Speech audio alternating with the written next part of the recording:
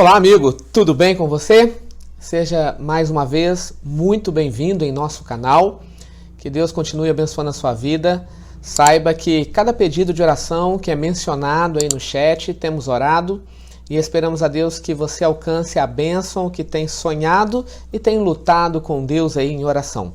Peço você também que compartilhe essa mensagem e, é claro, deixe aí o seu like fazendo a sua inscrição.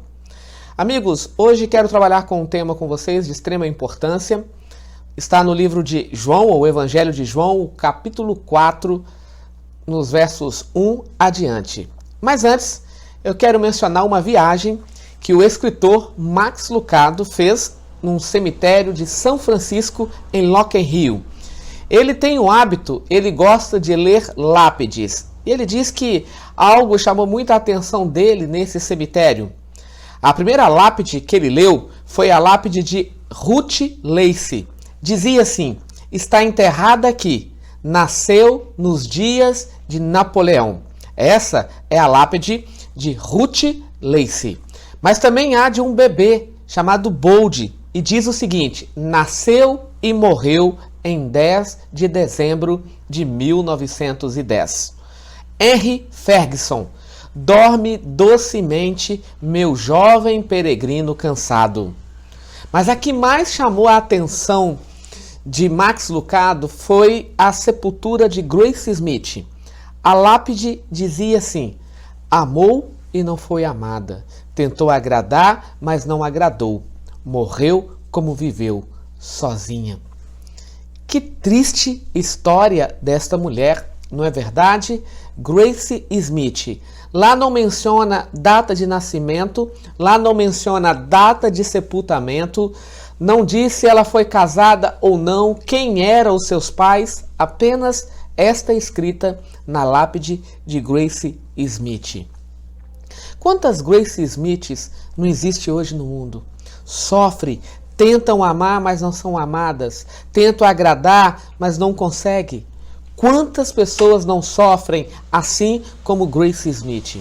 E se tem alguém no Novo Testamento que poderíamos chamar de Grace Smith, seria a mulher samaritana. Esta mulher vivia em um território chamado Samaria, uma região que era odiada pelo povo de Israel. Esta mulher sofria bastante, ela estava vivendo em um relacionamento que não era lícito. Ela vinha de vários adultérios, destruiu vários lares. E essa mulher escolhe o horário mais crítico para buscar água, às 12 horas do dia. A história é muito grande. Quando olhamos para o capítulo 4, precisamos delimitarmos o texto devido a tanta riqueza que encontramos nele. Porque nós temos a história da mulher samaritana, nós temos o preconceito dos discípulos, a conversão dos samaritanos através do testemunho desta mulher. Temos também o oficial do rei Herodes Antítipas. Encontramos várias questões de extrema importância nesse capítulo. E eu volto a repetir. Por isso eu quero delimitar o texto com você, para que possamos buscar um pouco do teor que Cristo queria que eu e você pudéssemos entender a respeito da história desta mulher, a mulher samaritana. Havia um ódio muito grande do povo de Israel pelo povo de Samaria. E o ódio tem a ver com coisas políticas e religiosas. Nas escolas de Israel ensina-se que as meninas de Samaria nasciam menstruada e morriam menstruada. Isso significa que elas seriam eternamente imundas. Ensinava-se também nas suas orações que é melhor nascer homem, não ser cachorro e nem samaritano. Percebe como que havia um preconceito tão grande do povo de Israel pelo povo de Samaria? E por fim, das 18 orações que eles fazem durante o dia, chamada de Amidá, a 11ª era intercedendo por um samaritano, mas é conhecido como oração imprecatória. Eles oravam dizendo o seguinte: ó Eterno, que naquele grandioso dia não falte um samaritano no fogo do inferno. Percebe? Não era fácil. Agora imagine, Se no contexto de Israel as mulheres já eram massacradas por uma sociedade machista, imagine agora esta mulher caracterizada como pagã, adúltera, uma mulher que já havia destruído vários lares. Esta mulher escolhe o horário mais crítico para buscar água, porque ela não queria contato com ninguém. Ela queria estar sozinha e ela foi justamente para a fonte de Jacó, uma água parada. E sabe o que é interessante? O nome Jacó, que significa engano, mentira. Ela buscava buscar água em uma fonte que não mataria a sede dela, uma fonte de mentira, de enganos. Esta mulher, ela teve uma grande surpresa naquele dia. O capítulo 4, então, a partir do verso 4 diz assim: era-lhe necessário atravessar a província de Samaria. Chegou, pois, a uma cidade samaritana, chamada de Sicar, perto das terras que Jacó dera a seu filho José. Estava ali a fonte de Jacó. Cansado da viagem, assentara-se Jesus junto à fonte por volta da hora sexta. Nisto veio uma mulher samaritana tirar água, e disse-lhe Jesus: dá-me de beber, pois seus discípulos tinham ido à cidade para comprar alimentos. Até que por enquanto. Por que Jesus não permitiu que um dos discípulos pudesse ficar com ele? Não era comum, geralmente ele enviava 2, ele enviava 3, mas desta vez ele pediu que os 12 fossem.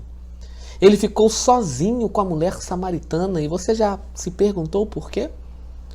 Sabe, irmãos, a igreja daquela época, ela não estava pronta para receber uma mulher como uma mulher samaritana. Preconceito político, preconceito religioso. Agora, eu quero que você pense um pouco comigo. Se entrasse hoje na sua igreja uma mulher como essa samaritana, como ela seria recebida pela igreja?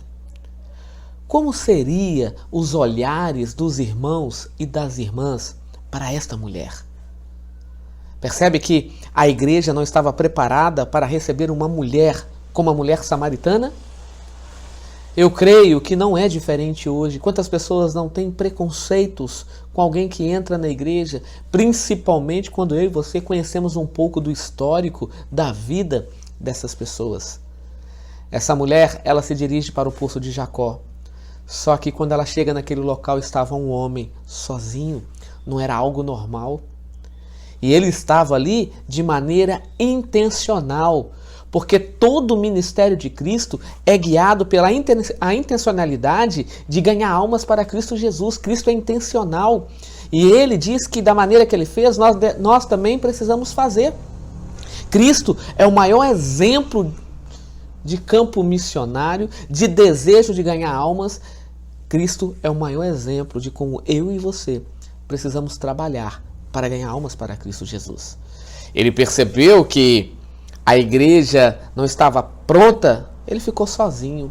Ele estava ali porque Cristo faz questão de uma alma. Cristo, ele não morreu na cruz para perder ninguém. A Bíblia é bem clara em dizer que Deus amou o mundo de tal maneira, e a palavra mundo aí refere-se a todo ser humano. Cristo amou a todos, ele morreu por todos, mas ele não obriga coração nenhum a entregar a vida a ele. Deus é cavaleiro, ele bate na porta, ele não arromba. E Cristo estava ali, assentado. Aquela mulher chegou, eu imagino um silêncio, e eu fico imaginando ela pensando: o que esse homem faz aqui? Principalmente sendo ele judeu, ele não sabe que não há um relacionamento entre judeu e samaritano? Será que ele não entende que esse é o meu horário? É o horário que eu venho aqui buscar água? É um horário que não tem ninguém? É o meu horário? Será que ele não entende isso? E quem sabe em meio aos seus silêncios, em suas conjecturações, de repente Cristo disse: ei, dá-me de beber. Cristo quebra toda a barreira. Cristo tem um quebra-gelo nesse momento. E ela então estranha, ela diz: mas como sendo tu judeu, pede água a mim? Vocês não ensinam em Israel que tudo que tocamos fica imundo? Vocês não ensinam em Israel que nós, mulheres samaritanas, nascemos menstruadas e morremos menstruadas? Vocês não ensinam isso? Como agora o Senhor me pede água para beber? E Cristo então, pouco a pouco, ele vai mostrando quem ele era para aquela mulher. Ele disse assim, replicou-lhe Jesus, se conheceres o dom de Deus e quem é o que te pede, dá-me de beber, tu lhe pedirias e ele te daria água viva. Jesus ele começa a dizer, olha, sabe quem está aqui perto de você? Alguém que pode matar a sua sede. Não é uma água parada como essa. Aqui, diante dos seus olhos, está uma água viva, que quer purificar a sua vida, que quer lavar os seus pecados. Cristo começa a chamar a atenção daquela mulher para ele. Mas ela continua. E ela então diz assim, é tu porventura maior do que Jacó, o nosso pai, que nos deu o poço, do qual ele mesmo bebeu, e bem assim os seus filhos e seu gado? Afirmou-lhe Jesus, quem beber desta água, e eu fico imaginando ele apontando a mão para ele, né? Quem beber desta água jamais terá sede. Ele está falando dele, de uma sede espiritual. Aquela mulher não estava ali apenas para buscar uma água, para saciar uma necessidade física. Ela estava ali buscando uma água para saciar a sua sede espiritual. Havia um desejo muito grande no coração daquela mulher de conhecer o Messias, de conhecer o prometido. Havia um desejo daquela mulher de se libertar dos caminhos que ela vivia. Havia um desejo de encontrar a felicidade. Amigo, ela estava na fonte de Jacó. A felicidade foi até ela. Porque na realidade a felicidade é uma pessoa. A felicidade é Jesus Cristo. E ela então agora olha para ele e diz, eu percebo que você é diferente. Percebo que o Senhor é um profeta. E ela começa a mudar o assunto de algo que era para saciar a sua sede espiritual, e ela começa agora a ludibriar a situação, e ela quer então discutir teologia com Cristo, e ela então diz assim, ei, o teu povo diz que em Jerusalém que é o local certo de adoração. O meu povo diz que é aqui. Qual é o lugar certo para adorarmos? É Jerusalém ou aqui? Jesus Cristo então fala a sua célebre frase. Não é em Jerusalém e nem aqui em Sicar. Mas o Pai, Ele que está em busca dos verdadeiros adoradores. E os verdadeiros adoradores são aqueles que o buscam em espírito e em verdade. Em espírito são aqueles que não andam segundo a carne, que não andam segundo as inclinações do pecado. São aqueles que crucificam o seu eu dia após dia. Em verdade, são aqueles que têm um relacionamento vívido com a palavra de Deus. A Bíblia diz que Deus é a verdade, Jeremias capítulo 10, verso 10. A Bíblia diz que o próprio Cristo é a verdade, João 14, verso 6. 1 João capítulo 5, versos 6 e 7, o Espírito Santo é a verdade. O próprio Evangelho de João, capítulo 17, verso 17, a Bíblia é a verdade. O Salmo 119, versos 142 e 152, a própria lei é a verdade. O Pai, o Filho, o Espírito, a Bíblia e os mandamentos. Deus está em busca daqueles que o adoram em espírito e em verdade. Aqueles que não andam segundo a carne. E aqueles que buscam ter um relacionamento com aquela verdade que liberta, que é o Pai, que é o Filho, que é o Espírito, que é a Bíblia, que é os mandamentos. E ela então começa novamente a criar vários argumentos, e Cristo então quebra ela dizendo assim, ei, busca seu marido, vai buscar seu marido. E ela então fala, olha, eu não tenho marido, e Cristo é verdade. E o que está com você agora não pertence a você também. Aquela mulher sai maravilhada, ela sai correndo e ela começa a pregar de Jesus para os samaritanos. E eles então acompanharam aquela mulher para ouvir o que Cristo dizia. E Cristo agora começa a pregar para aqueles homens. E todos eles então falavam, olha, agora nós aceitamos não por causa do seu testemunho, mas porque conhecemos quem é este homem. E ali houve uma grande conversão. Atos capítulo 8, algum tempo depois, Filipe estava pregando naquela região. Filipe estava fazendo uma campanha evangelística com os samaritanos. E muitos se converteram. Tudo começa na fonte de Jacó. Uma conversa individual com alguém que era desacreditado, alguém que sofria, alguém que vivia um amargo decepcionante do pecado dia após dia. Mas teve um encontro com a água viva, a água que é Cristo Jesus. Ela entregou a vida dela a Cristo Jesus. Ela tornou-se um grande instrumento na mão dele. Agora, sabe o que me chama a atenção? É o verso 28. Quando a mulher deixou o seu cântaro, ela usava aquele instrumento, aquele cântaro, para buscar água. Ela joga aquele cântaro e sai correndo. E eu fico imaginando ela gritando, eu encontrei a verdadeira felicidade. A verdadeira felicidade é uma pessoa, é o Messias, é Jesus Cristo. É o Messias. Agora chegam os discípulos. E os discípulos percebem que Cristo está sozinho, conversando com uma mulher. E eles então se aproximam de Cristo e dizem, olha, trouxemos alimento. E Cristo disse, um verdadeiro alimento eu já tive, porque a minha alegria é salvar pessoas. Este é o meu alimento. Este é o alimento que Cristo mais almeja, salvação de pessoas para o seu reino. Salvação de pessoas para o reino dele. Sabe, amigo, Cristo, ele está no céu hoje intercedendo por nós. O Espírito Santo está aqui trabalhando em nossos corações, nos convencendo do pecado, da justiça e do juízo. Mas o maior desejo de Cristo, ele expressa em João capítulo 14, quando ele disse, não se turbe o vosso coração. Credes em Deus, credes também em mim, porque na casa de meu pai há muitas moradas. Se assim não fora, não vos teria dito, porque eu fui preparar um lugar para vocês. Por que eu digo fui? Porque ele já foi, ele está lá no céu, mas ele continua dizendo, quando esse local estiver pronto, voltarei para vós, para que onde eu estou, estejais vós também. Perceberam qual é a maior vontade de Cristo? A maior vontade de Cristo é ter eu e você lá no céu. Eu pergunto para você, é seu desejo? É sua vontade? Não deixe que o preconceito de muitos na igreja o impeça. O seu foco precisa estar em Cristo. Olhe somente para Cristo. Contemple somente Cristo. Sabe por quê? Eu sou pecador. Os membros da igreja também são pecadores.